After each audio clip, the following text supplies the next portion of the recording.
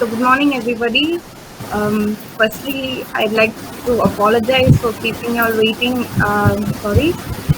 So Mohammed Satak Trust and the Mohammed Satak AJ Academy of Architecture welcomes you all to this lecture series. We thank our Dean and Advisor, Professor Mohammed Haris, our Principal, Professor Mohammed Idris, our HOD, Satish Kumar Sir, for providing this platform. We will start with a presentation by our guest, followed by a question and answer session. You all can also type your questions in the comment box. We are so delighted to have architect Deveesh among us. He graduated in 2018 from the Satyabama University and ever since has had an interest in mud, earth architecture or earth construction. He started by interning in Oroville Sacred Groves community, where he had a lot of hands-on experience on construction sites, working side by side with the masons. After his UG thesis, he took a 6-month break and decided to travel to Kerala and later on to Jharkhand. His career started off. So during this journey, he engaged himself in a lot of documentation and interaction with local people. His career started off with him working in a commercial firm in Chennai and then moving on to work with architect Varun Gautam. He's a master mason. Together they have conducted numerous dome workshops, and lucky for him, traveling became a part of his job. So he had to travel to a lot of his project sites, which were usually outside in the urban areas, outside the urban areas. He now practices on his own, and one of his current projects is in a small town called Sagor, which is in Madhya Pradesh. His expertise lies in natural construction, handling natural materials, skill development through labor training. His choice of materials and his vision has kept him engaged during his work in these remote areas. We are so glad to have you with us today, and on behalf of our colleagues and students, I welcome you once again. So traveling architecture, over to you, David. Welcome everyone. It's been a long time that I actually spoke to quite a lot of people. Staying outside everyone's contact, it's a different thing. Coming back to life, it feels good. So I hope everyone is safe and sound at home, ongoing the current pandemic. Because it's been like just 5 days that I have recovered from my COVID this thing, and it's been a hard journey, but I pray every one of you are safe. Please take your vaccination, follow rules, and just maintain your mental composure if you guys are at home. And you guys are doing a great job, because doing architecture from home, having a composure of mental thing is a very big deal. So good luck to all the students who are here. So I'll start with an introduction about myself, like what I feel about myself. So I see most of the people who are here are architecture students, and I would like to introduce myself as a student of architecture. There's actually a broad difference when you say an architecture student and a student of architecture. I like to say myself as a student of architecture because by the time when I'm done with my 5th year of architecture, I saw literally a different world. Beyond construction, I would say. Construction, yes, it is the bread and butter for our profession. It is the backbone for our profession. But then there is a lot of things that goes in and around architecture. And I would like to open the doors for all of you so that you can go explore more and more. And I will tell, no matter how much you explore, it's still not enough. No matter how much you learn, it's still not enough. There is always something or the other that is right next to you, coming up or the other. Okay. So let me start. I finished my graduation in 2018, 2017. I did 1-year internship in Sacred Groves, Oroville, where I did hands-on construction. I worked mostly with masons, and there were a lot of other students. So it was basically like a trainee who was doing masonry. And what you learn from a mason is totally different. You do not learn what you learn from an architect is different, but what you're learning from a mason is what is going to happen on site. Like how do you deal with problems? How do you actually feel those problems. Like feeling the problems is what Masons do. They actually are in the moment, are there in the problem. So it was a different thing. Then I came back to Chennai. I worked in a commercial firm. So only reason because I wanted to know what is commercial and how to manage my office ethics. Ethics. If you want to learn ethics about architecture, ethics of business in architecture, it is very important to be in an architecture firm and learn very close to an architect. And after learning with them, I left my firm. But then my reason of leaving is because I felt I do not sit in an office. I cannot sit in an office, which I actually discussed with an architect, and I'm glad he understood that, and he actually became a mentor to me. And when he became my mentor, the learning curve for me increased. So it was not restrained to an office or a project. It became much wider for me because I had a mentorship going on parallel to me. At the same time, I was having a learning curve that is calling me to go beyond my state, beyond my mother tongue, beyond everything that I've been rooted for all these while. So yeah, that happened. So coming back to the topic, I would divide my topic into 4 types. So the first set category which I'll be focusing will be foundation for a foundation. So if you guys are taking notes, you can write it as jet points because it's going to be like a brainstorming session where all the points will be interconnected by the end of the program, like the end of the speech. So I'll be starting with foundation for a foundation. And next, I will be going to unlearning. That is the second phase. Third phase is long-term goals and planning for your career. And the fourth one will be traveling with a purpose. So these are the 4 things I'll be focusing on. So before I would come into the main topic that you would say is traveling when it comes to architecture, the set of things that has to be put into categories which will actually influence for you to travel with a purpose. So what I do traveling is not just going out around, like, meeting people, taking photographs, going to all those monuments and everything. No, I don't do that. I have barely visited monuments. I have visited settlements, but I barely visit monuments. Because I feel like, the actual humanity and actual architecture, actual civilization is where the people live and not the monument that is being crafted out. There's a lot of difference. Once you start exploring, you'll understand why I'm so fascinated with settlements. Okay. So the first thing is foundation for a foundation. So, a foundation for a foundation, why I took this 4 steps is because I felt as the students, you should be very well understand the challenges outside architecture is not the same for everyone. A lot of people who are not into this field, their background is not into this field, but then how do you even come to the stage where you start becoming an architect, start doing construction? How do you even get the clients? How do you even build a team to do a construction? So the first thing I would focus on is building a foundation for a foundation. So the basic foundation is built in your 5 years of architecture, where you have been taught all the basic things. That is your foundation that has been built. But there is a foundation to be built before that foundation, and that is where your work ethics will come into play, your attitude, your mental training, where your vision, your curiosity to know what is right, what is wrong, and your attitude to keep questioning and speaking out, that also comes into play. So this is a very important thing because if you're curious, you will ask questions. The more you ask questions, the more you are willing to have the answers, and the more you're willing to have the answers, you will take that extra step to go outside your comfort zone. So that is the thing. And foundation focuses on that, and I would encourage all your students. So before you start coming to the next phase, that is unlearning, I would once you're graduating, I want you to all to ask questions, decide what you want to do, have a vision, have a philosophy of your own.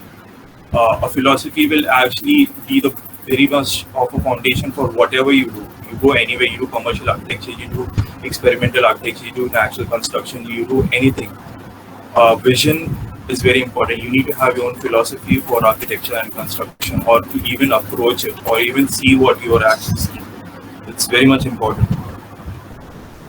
The second phase is about unlearning. So once I was done with 5 years of architecture, One thing I did, which is very important, was I unlearned everything.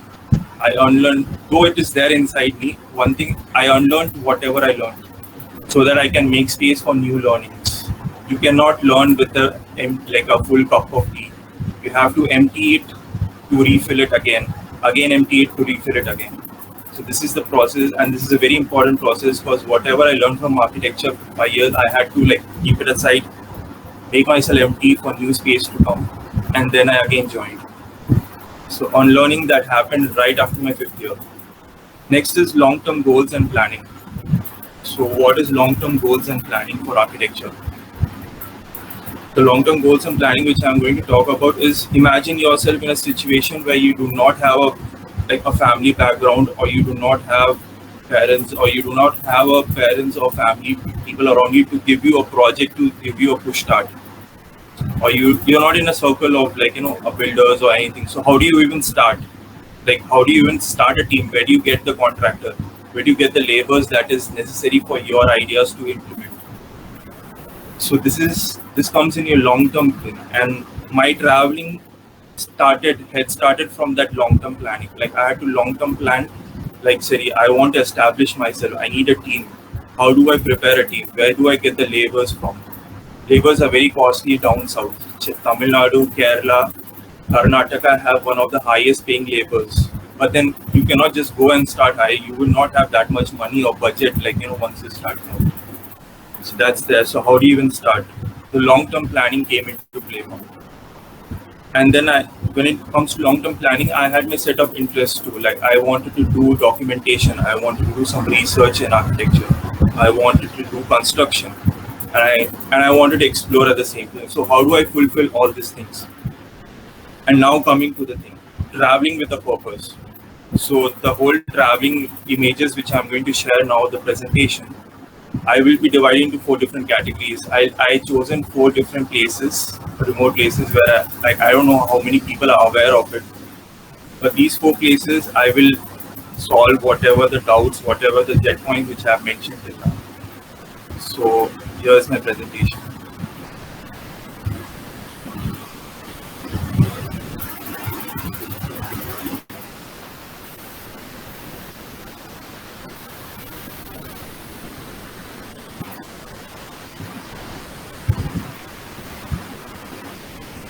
So,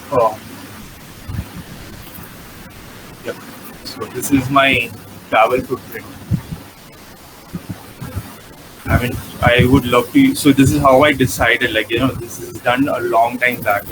I just categorize myself, my experiences in different areas of the country into different categories. That is first year. That is 1 year or more, 1 month or more, 1 week or more, and 1 day or more.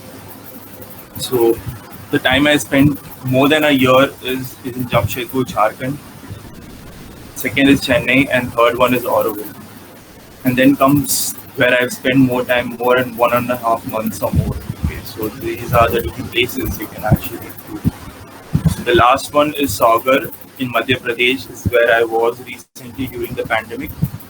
And I just happened to come back to Chennai a few weeks ago. And then there are places where I've been for weeks, and weeks in sense I would have visited for a workshop, or I visited for just a trip to meet someone, or to just explore in a very shallow way. And then comes days, which are in the green color, which are I would have visited for days, few days, 3 days or 4 days, something like that. So this is the map. You can actually go through it. You can see I'll be dominating mostly on the south side, and then I'll be dominating mostly on the east side. And yeah, and it's very important to have a track of your travel routes, because it's interesting. Why not? I would say you would know where all you have been. End of the day, after 3-4 years or 20 years, when you look back, you'll see how many you have covered. And if you have not covered it, your curiosity will push you to those places to go explore more. So yeah, this is my travel footprints. Next is I'll come to the recent project, Jamshedpur. I will go to Jamshedpur first. So I don't know how many people are aware of Jamshedpur, but Jamshedpur is the steel city. It's known as the steel city. So this is my visit inside a factory. I get to see what factory actually is like. And it is, trust me, it is not a good place to be there. And I don't know how do people even work there. You know, people like, you know, the struggle they actually go through, and you see the car you drive, like the bridges you cross. How do you think that actually came into place? This is where it has been built from the scratch. Yeah, these are some sheets that have been prepared, like for the cars, like, you know, all the Tata cars. This is where the sheets have been made. They make into these sheets, and the sheets have been used to, like, you know, to cut and make into vehicles.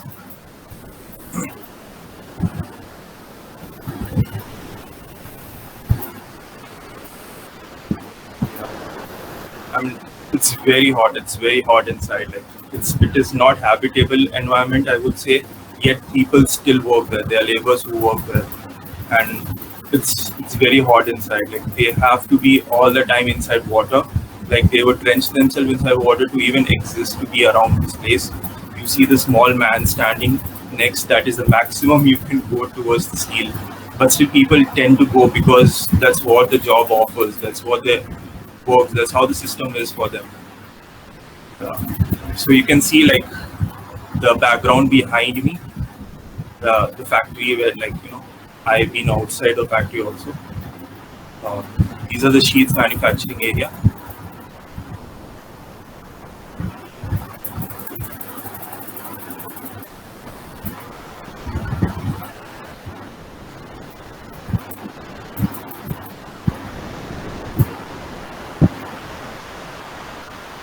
So one of the biggest reasons why I visit Jamshedpur, why I'm so keen with Jamshedpur, and how I see it professionally now.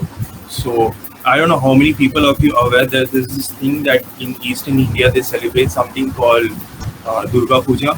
It's a very important process, like how we have like our Raman Pujas and all down south. The same way even these people have in East, and it's a big thing. Like, you know, actually, if you see as an architect, it was a different vision for me. Like, I used to go there as a kid, but once I graduated, once I studied something, once my vision to architecture, like in my eyes to architecture opened, this thing was not the same thing to me.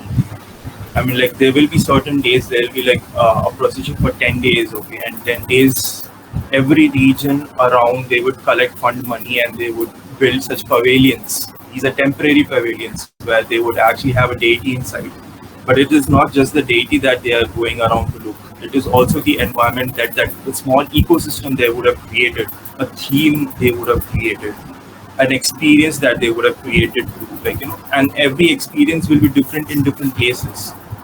Like, they would try to tell you a story, and that's the most important thing. It is not just worshipping a god. It's not just going and like looking around. No. These people are trying to tell a story. Maybe it's very immature from what we feel it is, but it is a very hard skill that these people would have developed to do all this. It's months and months of time they would have put in, materials they would have put in just for that 10 days of experience that people should get. And you can see how the crowd, like, you know, how they are engaged basically. That is the whole purpose of this thing. They are engaged, they're liking it, they're paying for it. Paying in sense, it is not like a compulsory payment. It is like a donation, and people are doing it willingly because once they are satisfied with the visuals, they're satisfied with the experience, people do give money, they give charity, and that's how they do it. So the whole theme of this place is a tribal village, like a chieftain's place. Like, you can see like all those Mayans culture, like they would have depicted a little bit, and these souls. They would have made all these molds of, like, you know, bulls and everything. And you can see this Adivasi sculptures, like, you know, and everything is made of materials, natural materials. It's all made of bamboo. Like, all these ornamentations are done by bamboo, and it's beautiful. Like, you know, they're trying to tell you a story. Like,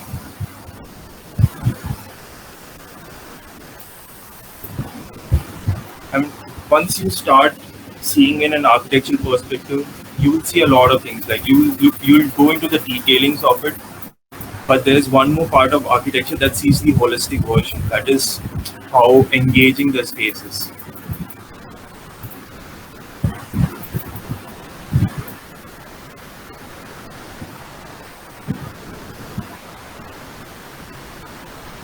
These are made of bamboo leaves. I would know.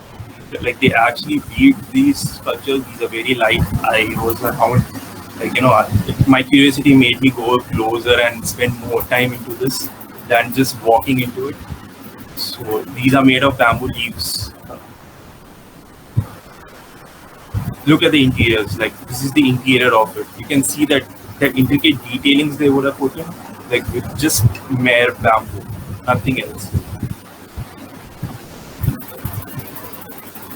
Ceiling, this thing, it was beautiful. Like actually, if you see the symmetry of it, it's so perfect. Like once you there, right there in that moment, you will see how symmetrical that space is, and it's just done by like semi skilled people, not extremely skilled, semi skilled. These people are hired from West Bengal or Assam or anywhere in Northeast, these places, and they come here and they do all this design.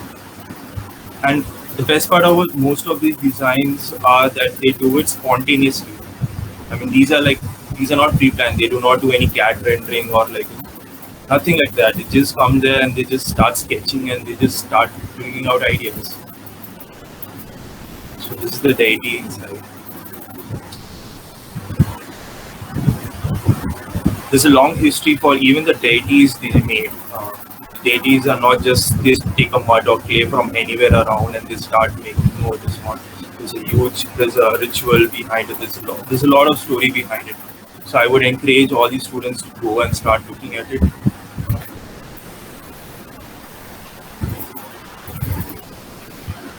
That's my plan.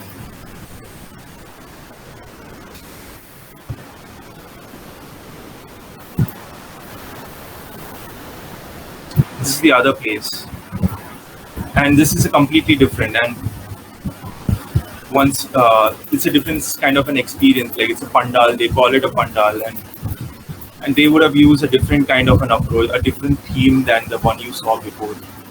Like styrofoam, they would have used foams and they would have done it manually. Imagine sitting with a cutter doing manually to build a structure like this. Till the top of that pergola, you will have people sitting and cutting for this. For what? Just for 10 days? But still the experience and the effort is worth it.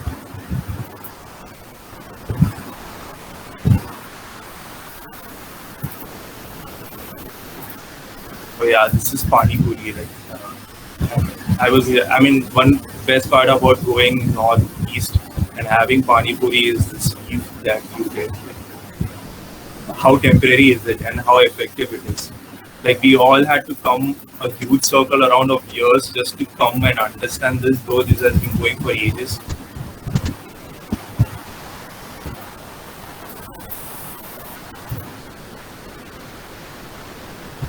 This is another pavilion, another storytelling way of engaging people.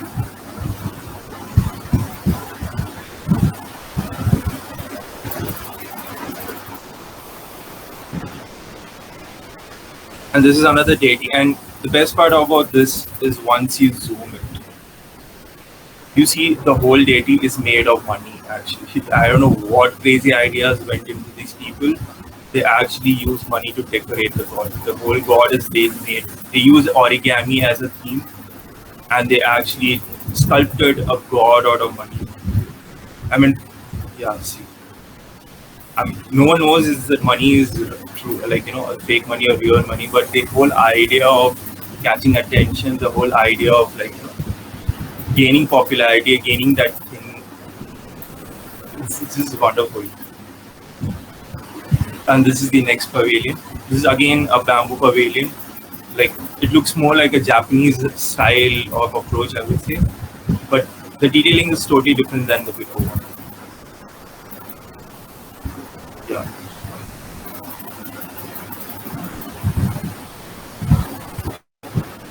They would have used chicken mesh to make this sculpture. The sculpture is totally made of chicken mesh and nothing else. And look at the bamboos, they just cut those bamboos and then they would have made all this decoration ornamentations. You don't have to bend the bamboo, you don't have to you see we are more exposed to those architecture or those craftsmanship that we see in Bali or any places like Indonesia, but we have our own way of doing it too.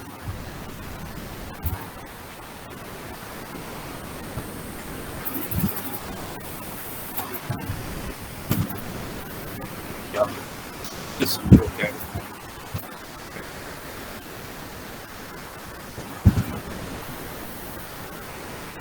They would have used different shapes, all different shapes, cut into different ways, like different angles, arranged to make this thing.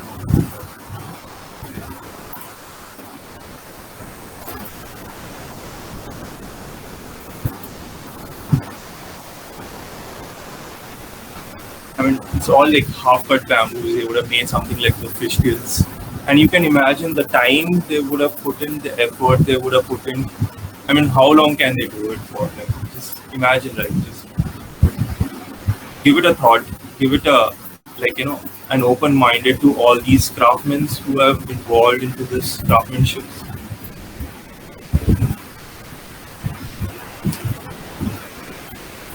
I mean, not just forget the central part, but just look at the borders here and see like how many things they would have put in to make these borders. And it is the same everywhere around. They would have done it like continuously. And that idea that doing this craftsmanship is weaving with architecture is simply amazing.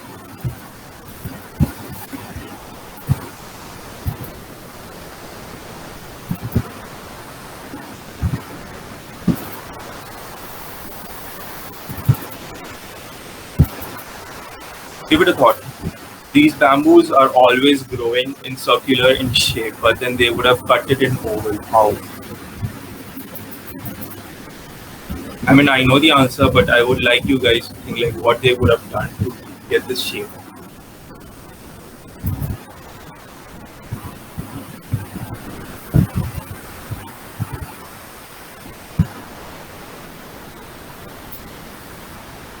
And this is another pavilion, and the whole concept of approaching is jute. So you would see they would have used a lot of jute ropes, jute plant to actually do the embroidery, all the craftsmanship of this pavilion. This whole thing you can see is all made of jute. The whole pandal is being decorated. So jute is the theme for this one.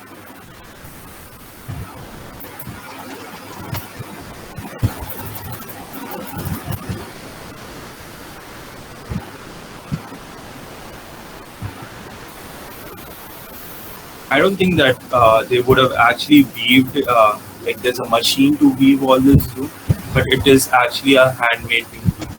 And you can see like the detailings these people would have got and the effort they would have put in. It's not just like a one-day effort, it's months and months of effort to bring this.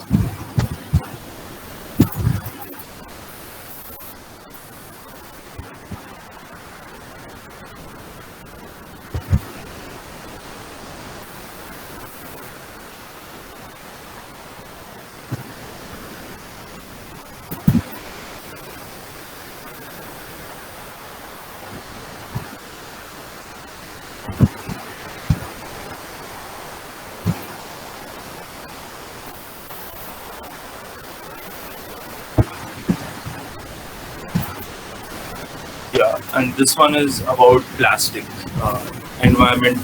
Like, it's about like taking care of your environment, how to use less plastics, and the devil is made of plastic. Like how it is capturing the earth, and this is the whole concept. You can see like the animals are feeding on plastic garbages.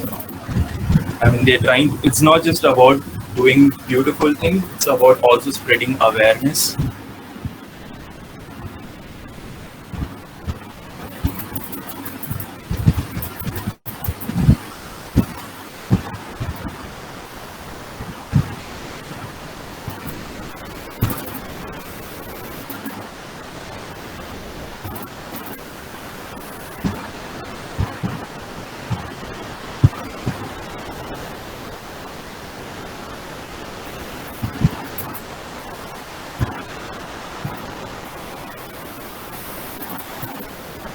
So my interest for pavilion construct, like temporary architecture, brought me to this place, and this is one way of exploring it.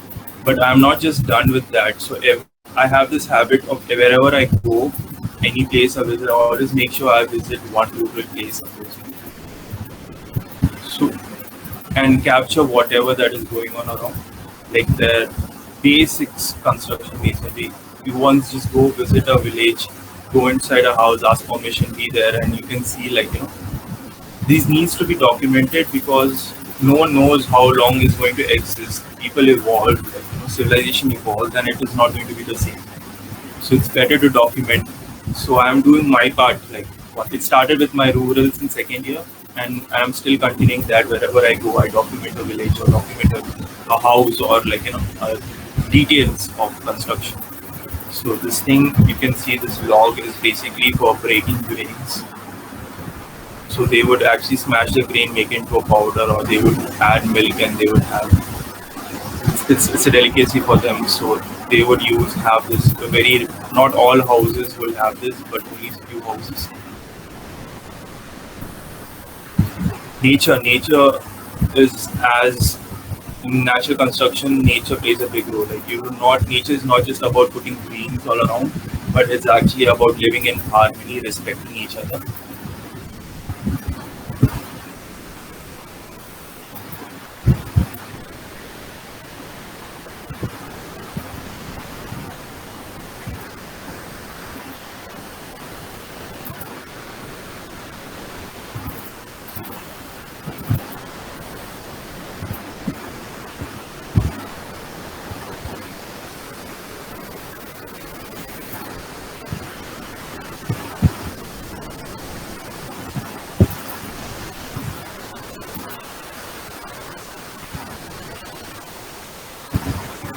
That's my dad.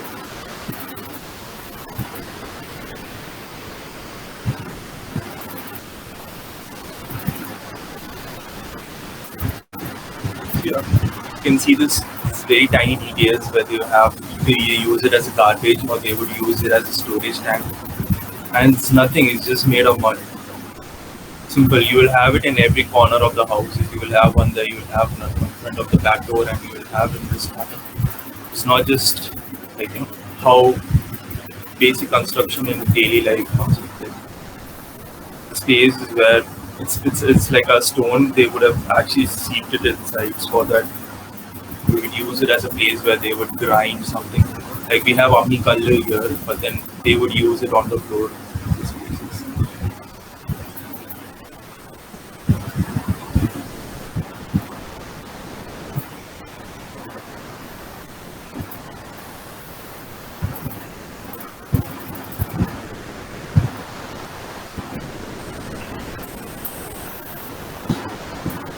Then market. One of the important things, if you ever travel to a place, always travel to a market. A market is the soul of any places.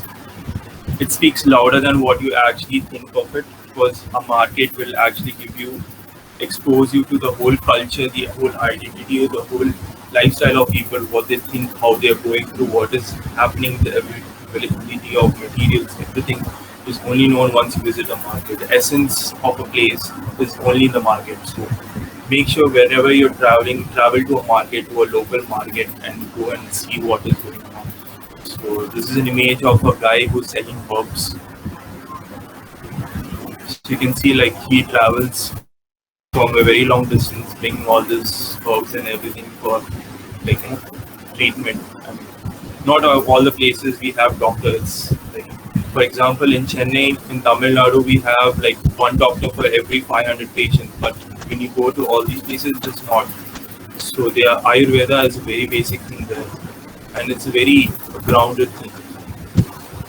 Hair oils or all these basic things that are needed, like you can see, or he has a collection of all. And smell that you actually have once you go near them, it's really cool. Like it's a very engaging smell you have because of all the spices around.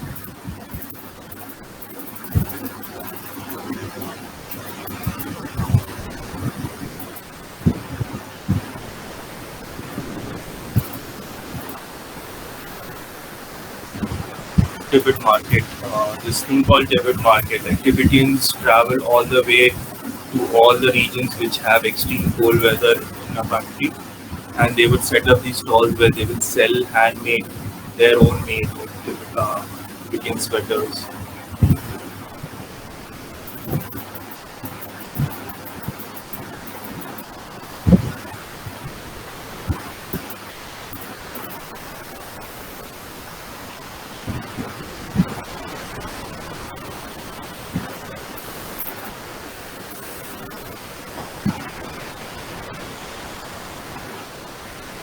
I'll go next to Puttur.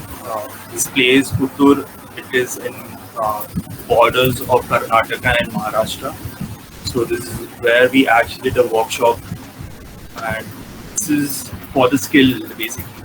How I would engage my skill, like we conducted this workshop, we constructed a dome here, so we brought people from outside and we ourselves went there, and so this is us traveling, this is a team, we are going all together, and all of us are masons, like we all are trained masons, we are all practicing masonry, not just architecture, but also hands-on construction.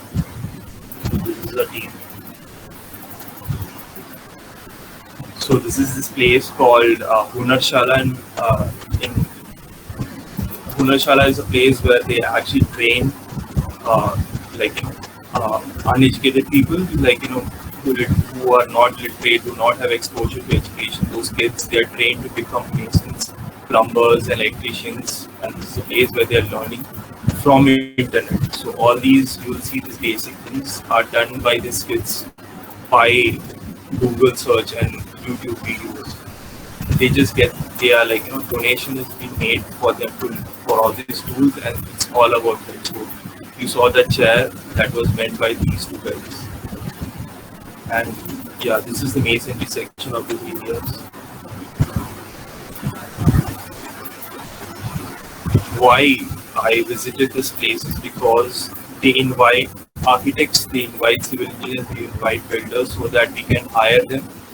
Like if we're having a construction, we would hire these kids to our place because they are skilled, they can learn more from on site.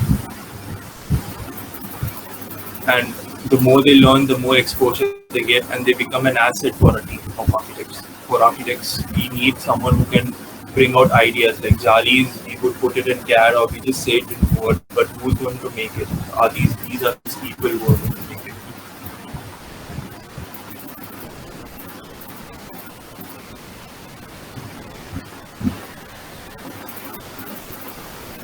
This is where we stayed. This was a dorm place where we all stayed together. And these are us. We are preparing a mud mortar along with the volunteers. This is clay. We have clay here and that's mud. So we mix both clay and mud and water to make this mortar. And here you can see the strength of the mortar. It is like nothing. You can see my fingers are just gap. I'm just holding the first brick. And you can see the strength of a mud mortar and how it can take the load of even 4 bricks. Like you don't need to do anything, you just stick it and it's like a beautiful.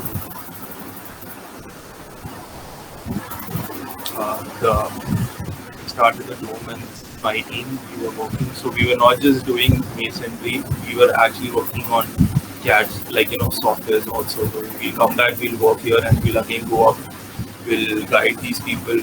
So it was a two-way thing.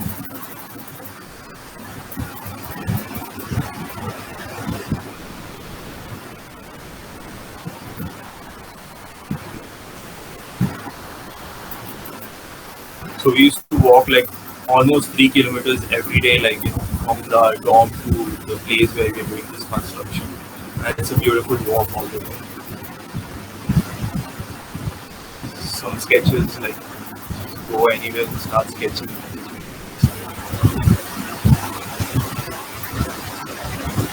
This is the end product.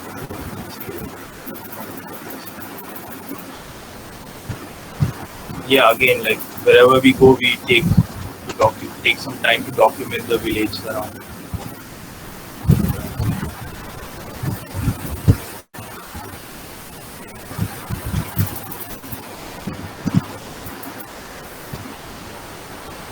So I'm pointing out towards where the construction is going on. That is the biggest game of the village. It's a long way on the way.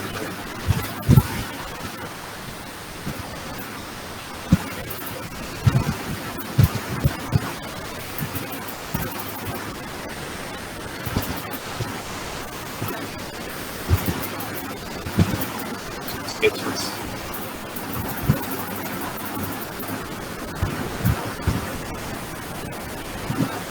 That's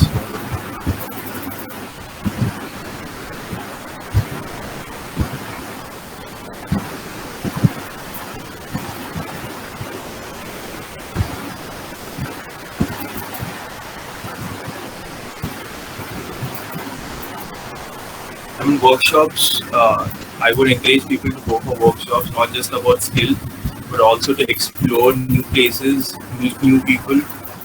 I mean, you will find some really interesting people from different parts of the world.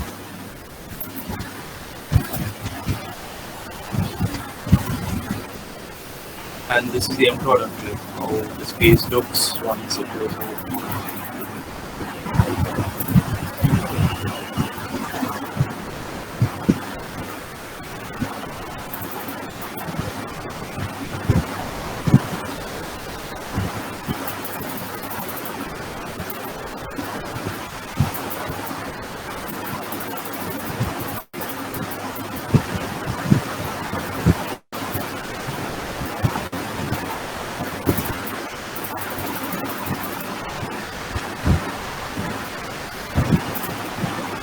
My final presentation is what I was actually doing for the last 3 months.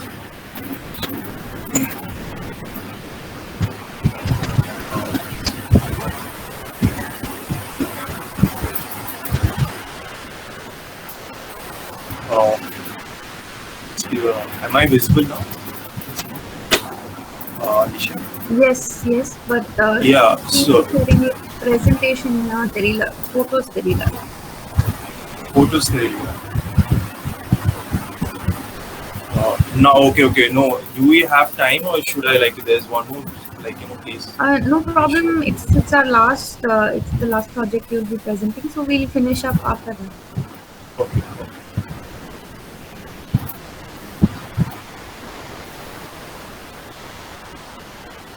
Is the screen visible now?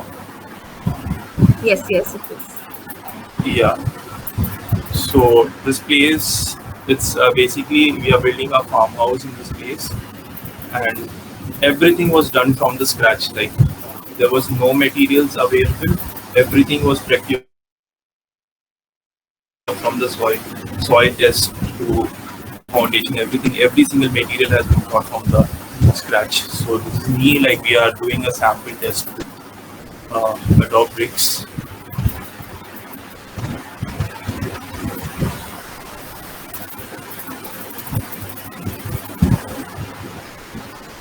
Different samples with different compositions and with different ratios of mixings. So some will form cracks, some will have good edges, some will have bad edges, some will have inside crack. You don't know once you do it. So you even made this sheds. Everything was done. It's called Tapri in Hindi. So we built the sheds and everything for all that to happen. I mean, for Adobe bricks to take place, because the production is going to happen. So everything has been laid from the scratch. You can see, from the ground zero how we're going to work over it. So you see this test. These are end test results. After you do a drop test of the Adobe bricks. So this is a different sample with a different soil. This is the brick mold that we have to prepare. You do not. Most of the time you just be on site and you have to you bring a carpenter and you start sketching and give it to him. You don't have drawings most of the time. Forget CAD. Manual is the only way where you can actually survive in places like this.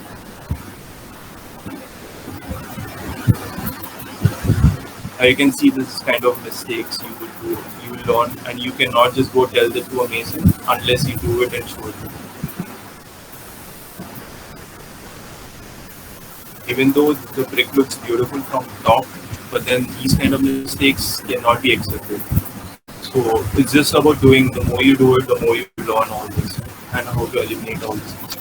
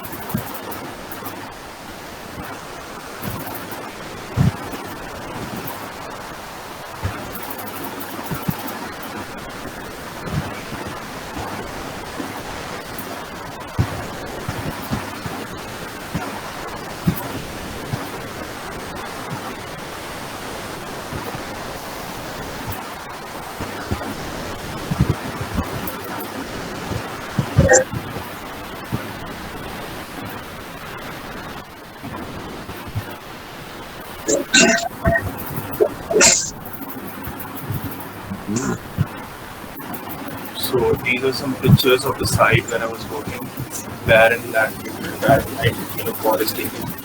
It's a 44-acre site.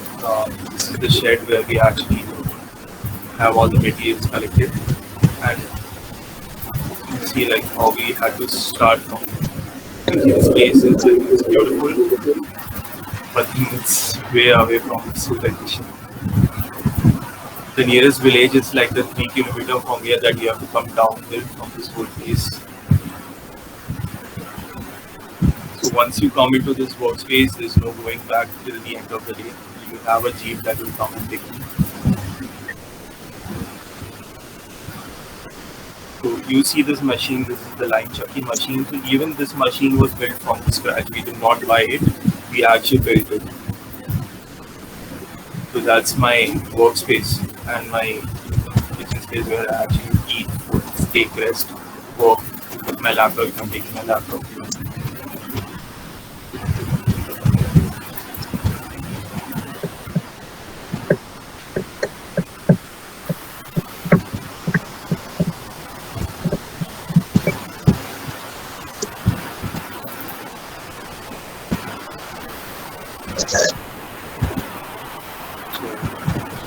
Staples are not just you find it in those all those famous staples are not just the only staples. You have staples which are like just abandoned in some of the villages. Like it's from village to village. It's a very basic humanity thing. Like for civilization, wherever there's a settlement happening, you will have all the staples. And nowadays, most of the staples are not maintained. They don't use it. Yeah, this is one of those ones in the nearby village.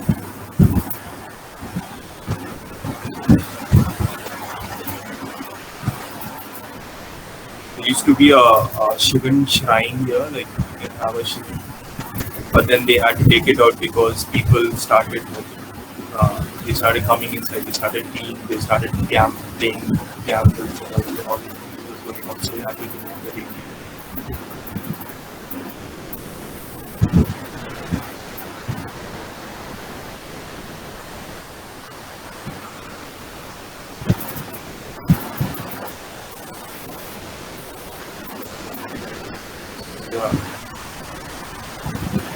This is the whole site. Basically, the site goes all the way around the border of the site.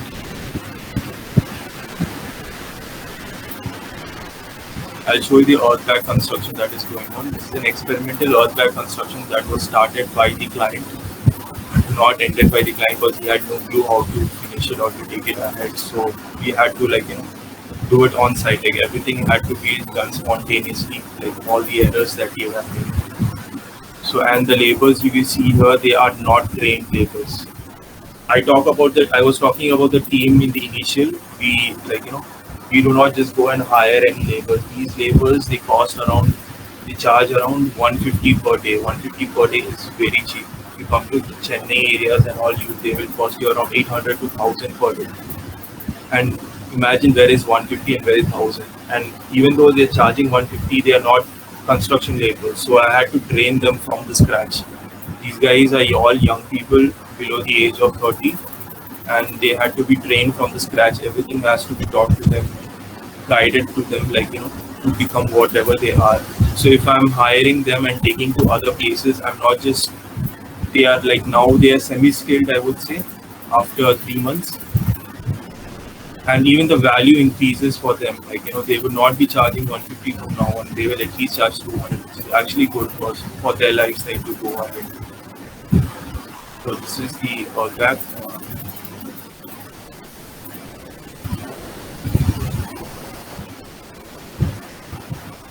And these were some damages due to overexposure. So that happened because the client started and he did not finish that work. So we had to increase the speed of it. So looking at all these errors. So whatever the ramming that was going on, we had to stop midway and then execute it in a totally different way. The whole design changed from them. We had to safeguard it by putting some soil on top first, and till we actually find a way what was happening.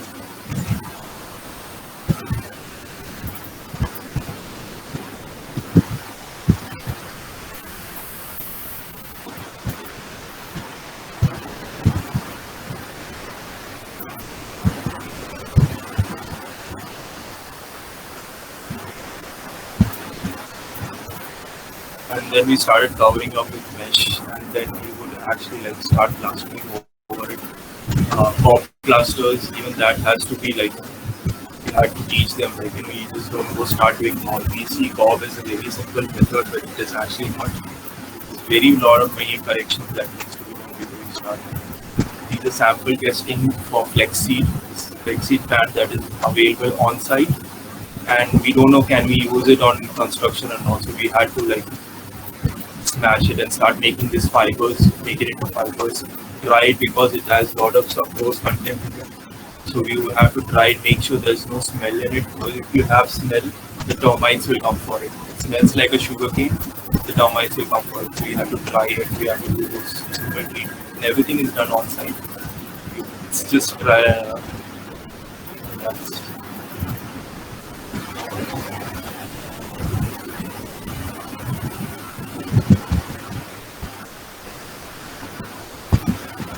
excuse me.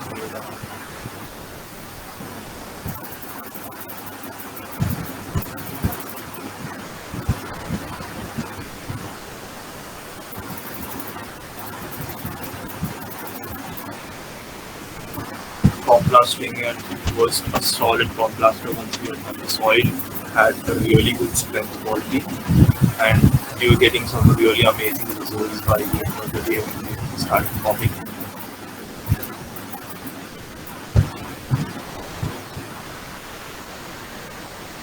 So there are people like who are tying it out, and then before that we had to fill the gaps. There was one guy filling the gaps between the ground tags, and there is simultaneous popping going on. And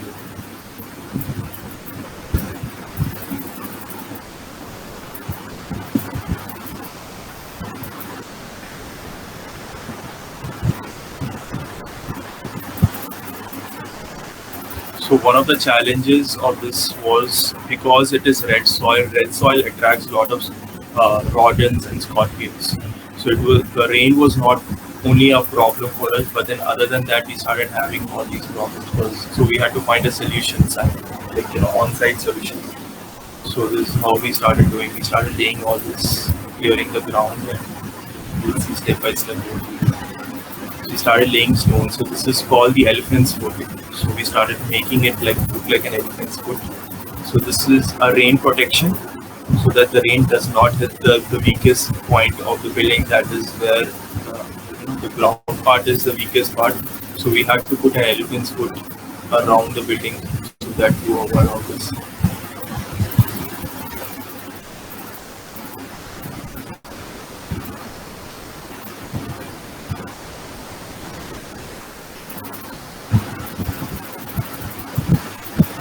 And then we started placing beer bottles around. We got this beer bottle from the nearby bar, and we started placing. The reason why we're doing this is because scorpions and rodents like that find it very difficult to climb over a glass bottle. It's very slippery, so this avoids them from going above. So this was one reason we had to do the elephant foot protect from the rain, and then we had to place this above. Otherwise, we would have placed it down. But then rain, we had a problem. So we had to do this kind of a technique.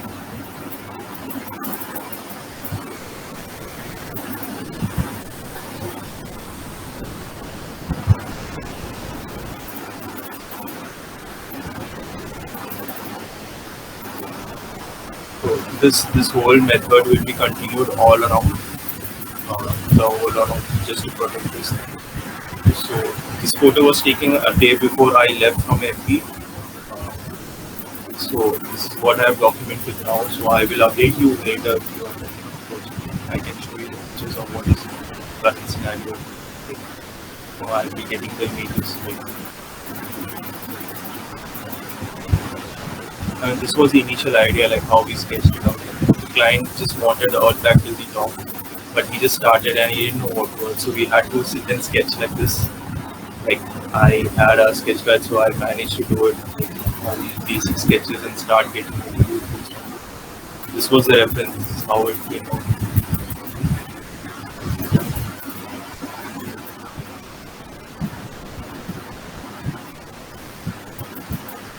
And this is the final, you can see like the foundation for the main house that is going on. Soil marking. like the marking is one of the most difficult process of the whole construction, I would say, because you have to be very accurate. Everything should be pinpoint accurate. The angle should be correct, 90 degrees angle everywhere around. And even it's just not just a marking that you'll be doing. The marking takes one whole day to do. You have to have the JCB to dig the same way around. The JCB doesn't do, you again do it from scratch.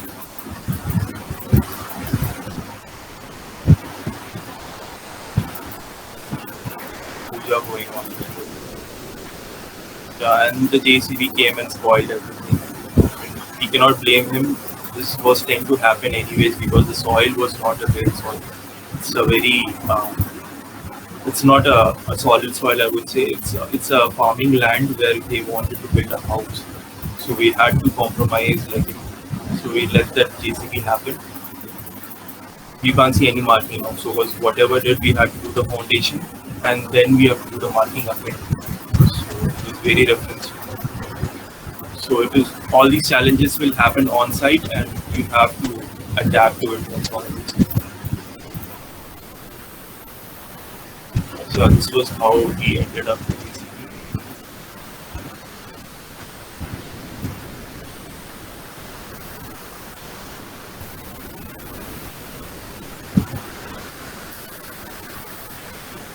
And then sand was laid, and then we started having we had a PCC flooring that was done.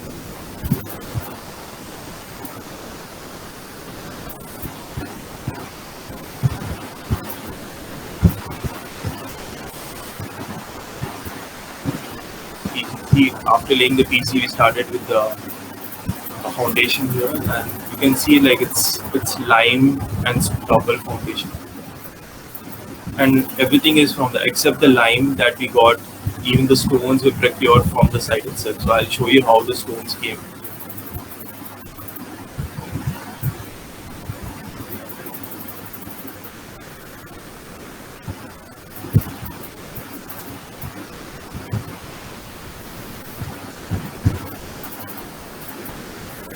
All these rubbles are not cut stones. These are very like whatever you find on the side, we had to use it. So we had to give it a lot of time to arrange them one by one. It's like playing with puzzles basically. You have to know where to place the right one.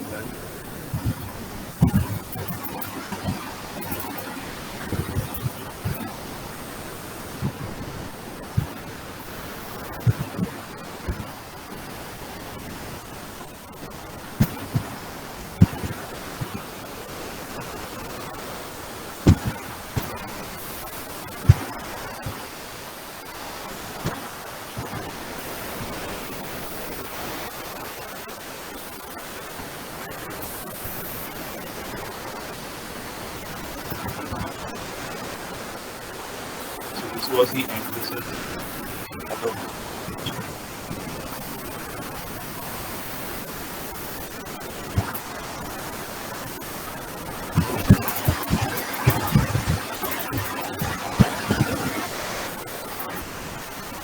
And I'll show you where the actual soil and stones came from.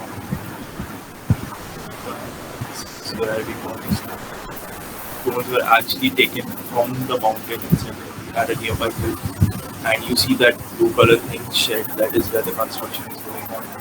So I mean it's very easy to put a CAD rendering of stone foundation or like plinth, but this is actual procuring that is going on here. So we had to collect every stones used to be collected at this point, and then a truck will come and we had to like transport it all the way to there.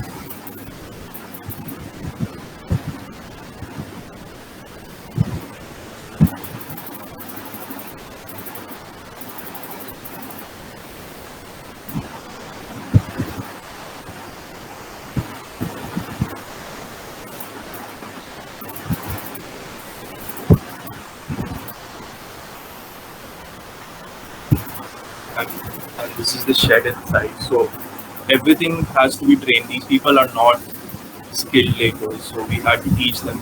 So every small opportunity, even the shed flooring, they had to be taught from the scratch.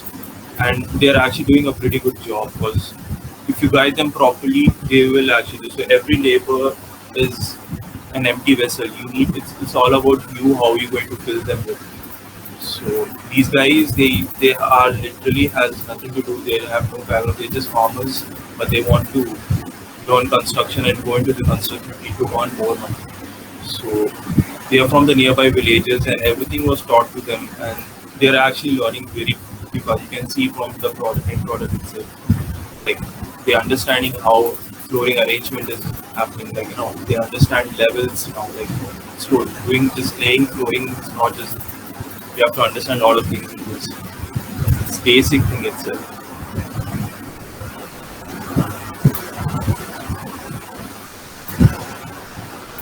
So these are waste lines, like we found it in nearby quarry. Like this was like overexposed lines, so we brought those lines here and we started using them.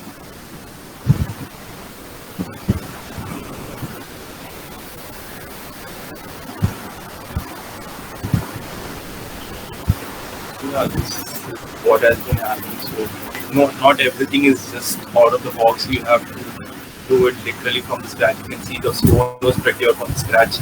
The bricks was made from the scratch. The soil was made. Even the laborers were trained from the scratch. So, and end of the day, it is not just the end product of the building. End of the day, I'm getting a team in return. Getting people. I'm developing a team with me. So wherever I go now, I'm having cheap labor.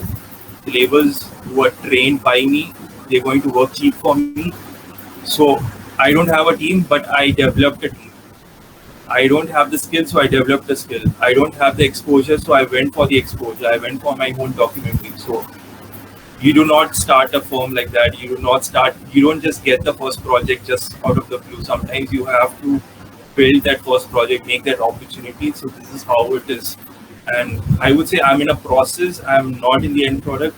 The process is healthy. I'm very confident about it. I took time. I gave myself time for a few years, and this is how it's going to be. So this is how it's going to be. And I'm glad that I'm getting some really good exposure on this. So yeah, it's the end of my presentation. Thank you so much. So the floor is now open to any questions that anybody has. You all can also leave in a comment in the chat box so that I can read it out to him. So personally, I was curious of how long it actually takes for you to complete a project, when you're building in mud or in natural materials. Yeah, so when it comes to natural construction, respecting the every natural construction is climate-friendly construction. Sorry to interrupt you. Can you just stop sharing the screen? Yeah. We're all appearing twice. Thank you. So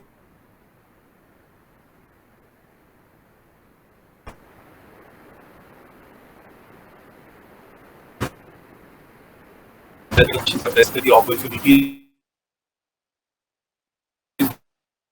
that gets over construction. Now the foundation that has been done there, the foundation when you do RCC construction, it will take 1 month and everything starts. But when you do natural construction, you do the foundation, you let the building, let the season, let the rain happen, let the moment of the earth happen, and let it settle down. And then between every construction, you start the phase. And on that becomes the designing phase where you frame areas, you prepare again, regroup your team, like get all the things done, and then again the next winter season you start construction. So generally a very healthy construction should take 1.5 years. So for a natural material.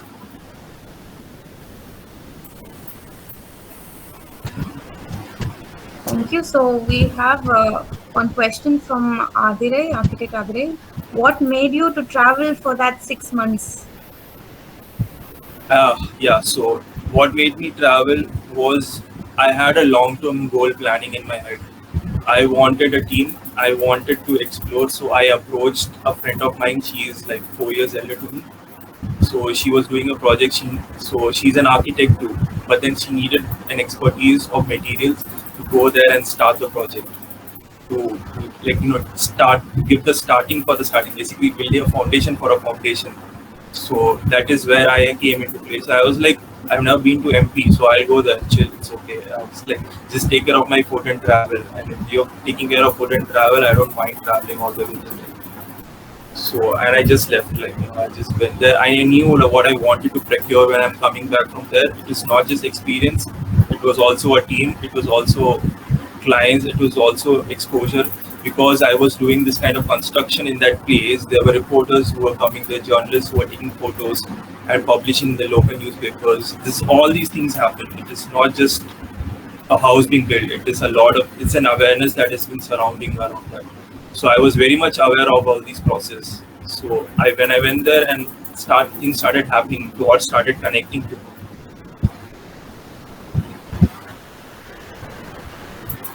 Okay, so we have one architect Bala here. Beautiful sharing of your skills and experience, especially Durga Puja visit the works are superb. Any idea of reusing or what happens to the bamboos or other materials used in that pavilion? And how was the public response on the pavilions? Do people think, observe?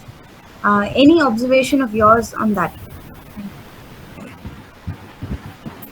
So what happens is, like, these kind of pavilions are done mainly in the urban areas, and to visit all this, the peri-urban and the rural areas, the tribal areas, basically. It's in Jharkhand. So Jharkhand has a lot of tribal people there around.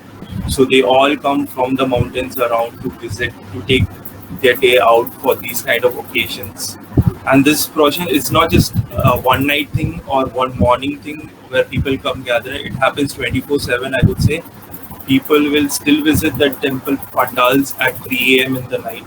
So it is a thing, people just come out. They want to experience, they want to see different things, they want to connect with, So when a pandal is being made, it is not just the pandal that has been made. There are a lot of occupations that happen in and around that place. You would have seen the small cups and the small pottery items that were there. So even that start, it's an opportunity for a lot of things to grow. Architecture is not just an experience, it is an opportunity for a lot of things to evolve around. So that is what I was seeing. I was seeing opportunities that is being created. So we are like a tree. Like when a tree is there, it just doesn't give shade. It gives blooms, flowers that brings aroma around. Blooms those seeds of fruits for people to fill the stomach, and the seeds that fall out, that gives an opportunity to multiply from that one place. So some people would actually take those kind of ornamentations sometimes to their homes. Like they will actually declare, why you want to throw, don't throw it, give it to me, I'll take it, okay, or something like that. They will throw, so nothing goes in waste, everything is reused. There's this bonfire thing when everything is that. One of the major drawbacks of this place is the deities, because of the cultural thing, they would dissolve in the river, which actually becomes a matter of pollution. But then we have to come up with ideas to tackle it. It's upon us. In time, we will find more solution. Before, it was easier to dissolve in the river, but not now.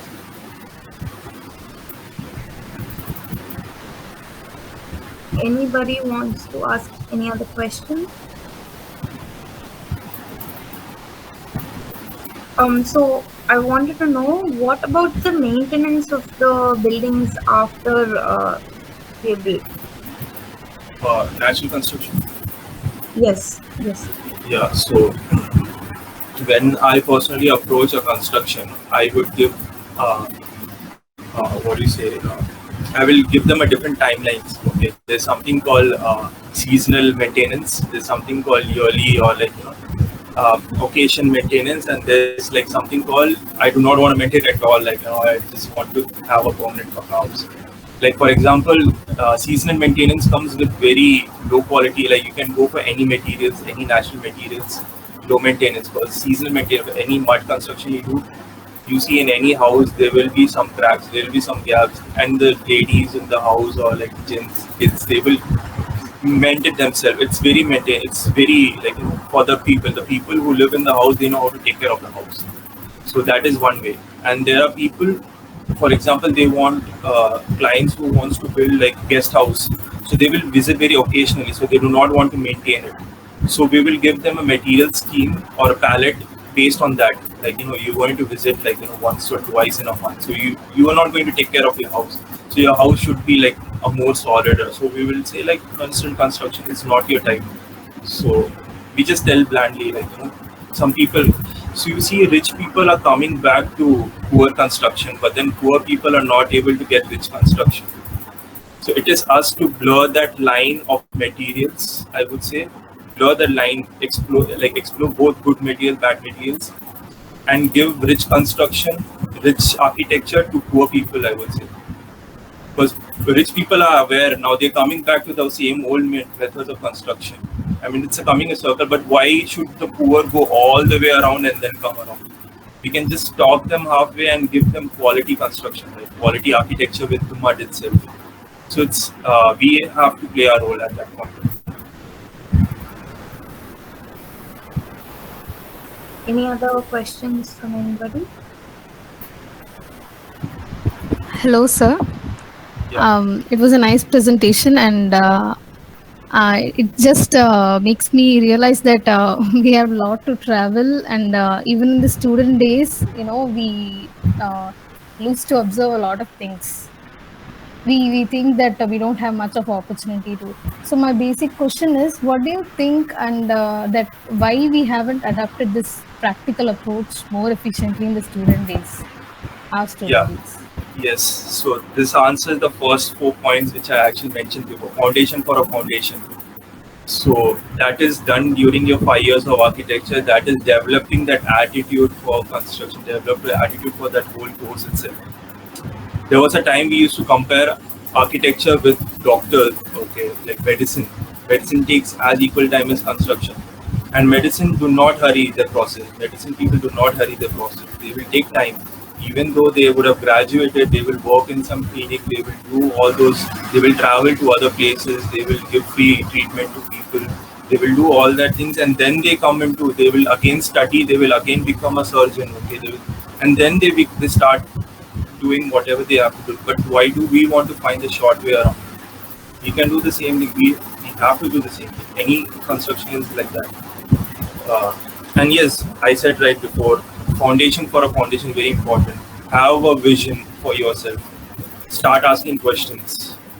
Ask questions. Do not be aware. Like, be that curious person. Like, the more questions you ask, the more answer you need. The more answer you need, the more hungry you become, and you just break from that circle and you start going around it. Because you want answers. Humans are curious people. You have to get answers. Otherwise, you cannot sit in the same place. So yeah, foundation for a foundation. Build a foundation for your foundation. That is, go for it. Okay, have a vision. Start developing your vision. Learn philosophy. Like, you have your own philosophy of construction. This is me. So our identity. You go look at all the big architects. There is a philosophy for them. You take all the movie directors. Mani Ratnam Ertugo. He has a philosophy, right? He has his own unique ideas. How did it develop? Because he emphasized his whole process on that. Light and shadow. He emphasized on light and shadow. So we know that. Director Bala emphasized on that rawness of the basic human life, right? So that's why Bala is Bala, and Vetrimaran is Vetrimaran because he emphasized something on like that, right? So when they can do, why can't we do it? Like now we have Mari Selvaraj, right? The new director who is into the screen. He emphasized on something. No, people are getting attracted to his work only because he has a strong foundation. The same rule applies for us too. We are all artists, I would say. We are all artists. So work on your foundation. Thank you, sir. So I will wind up the session. It's actually getting a little bit late. So thank you so much, Architect Deveesh, for joining us today. As he mentioned earlier, he isn't well, but he has still taken time off to do this lecture for us. It was filled with so much of information, and thank you so much for sharing your interesting journey with us. I also thank everybody else for joining us today. Thank you all so much. Thank you, ma'am.